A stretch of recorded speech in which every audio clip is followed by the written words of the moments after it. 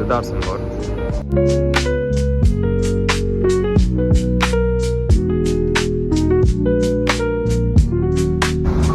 Metrodan chiqib oldim.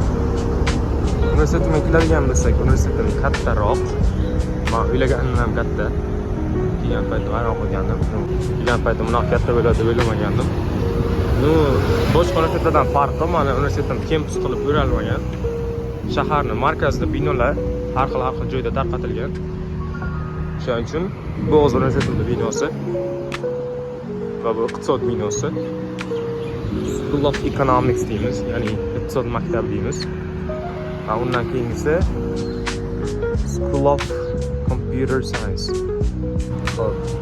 Bu o'sha School of Computer Science yoki School of Computing and Information Systems.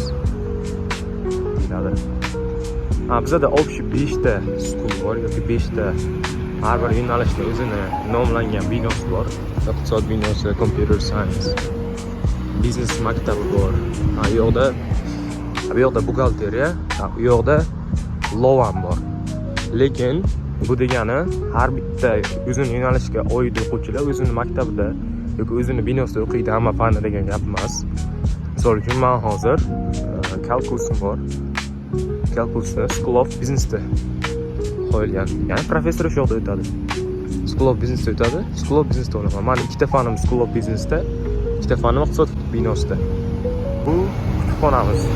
Bizda ikkita katta kutubxona bor. Bittasi business, nomi business kutubxonasi, lekin umuman biznes o'quvchilari o'qiydi degan gap emas. Shunaqa nomlar qo'yilgan hamma binolar. Business yoki yo'qda lowning kutubxonasi bor. Bu degani hamma o'sha yoqda faqat biznes yoki lowni o'quvchilari dars qiladi degan gap emas. Prosta nomi shunaqa qo'yilgan. Ham bu yoqda buxgalteriya binosi.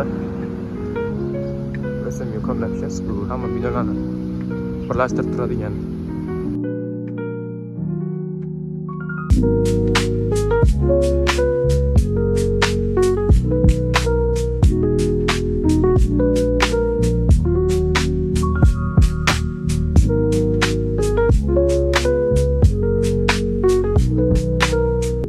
Universitetimning eng mashhur joylaridan biri ko'pchilik shu yoqda rasmga tushgan. Universitetimga Singapurga kelishgan bo'lgan.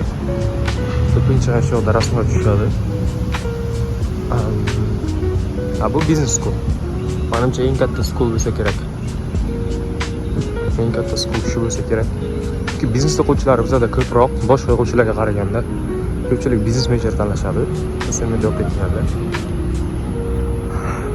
Lekin menga eng yoqadigan yoki men eng chiroyli deb o'ylaydigan bino menimcha bu School of Law. Bizning binolarga shunaqa karta bilan kiriladi. Hamma o'quvchilarga berilgan. Shunaqa kartalar. Shunaqa karta bo'lmasa hech kim kirolmaydi. Ya'ni begonalar kirishi qat'iyan taqiqlanadi.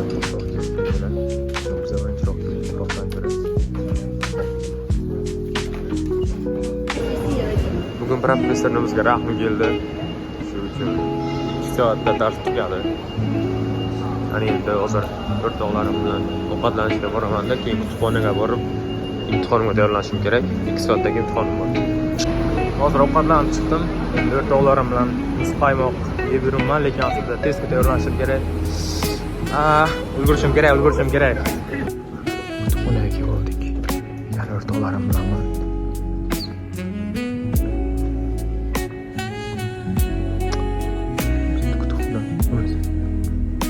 Biznes kutubxonasi ertalab ko'rsatgan. Yaqinda imtihonlar yopiloq bo'lgancha bolalar kam. Hatto imtihonga yaqin shunaqa bola ketadi imtihonlar. Mana biz kutubxonani hamma har xil maqsad uchun ishlatar ekan. Mana o'rtoqlarim kutilmagan vaziyatda uylar topishdi. Kutubxona o'zi ham bilmasdi bunaqa vaziyatga ishlatishi mumkinligini. Kutubxonadan chiqdim. Endi universitetimni hamma binolarni bog'lab turadigan yer osti yo'li bor va bu metroga ham bog'langan.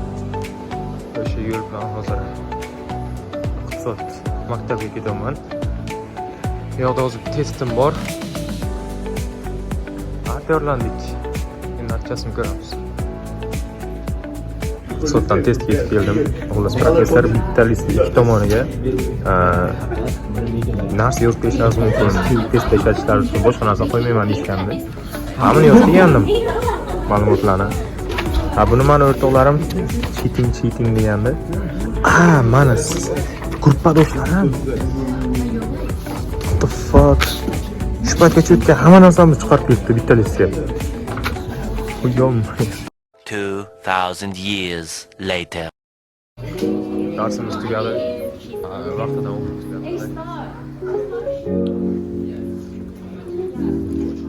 Endi bu o'rtoqlarim bilan kutubxonaga ketamiz. O'rtoqlarim bilan kutubxonaga ketish qaroridan qaytdik, o'sha kech bo'lib ketdi. Hamma uyga tarqaldi. Xo'sh, hozir bitta o'rtog'im, yaqin o'rtog'imni dars tugatgan ekan, yozdi menga. O'shani biznes schooldan borib uni kutaman-da, u bilan birga keyin metroga o'tirib uyga qarab ketamiz. Shunaqa. Hozir Hindistonlik o'rtog'im bilan o'zi kelib chiqsa Hindistonda endi u Singapurda yashagan o'rtog'im. Chiqdik-da, metroni kutamiz. Bizni o'tkazib oldik, keyingisiga chiqamiz. Uyga qarab borib bugun kunim tugadi. Bugun kunimni o'tkazib oldik. Eng qiyin kunlarimdan biri. Ertaga o'sha normalniy. Ertaga bitta darsim bor. Undan keyin kelaman yana uyga. Kutubxonada ozgina qolmasam. Shu kunni o'tkazib olganimni o'zi katta omadim. O'sha darsdan chiqib uyga kelganimcha o'sha kechib ketdi. Hozir uyga borib ovqat qilish niyatim bor. Ovqat qilaman-da. Keyin O'zbekistonni uyini ko'ramizda. O'g'irlar bilan rejalashtirgandek ko'rishni birga. Keyin bugun hisobdan o'tilgan narsalarni bitta qaytib o'qishim kerak.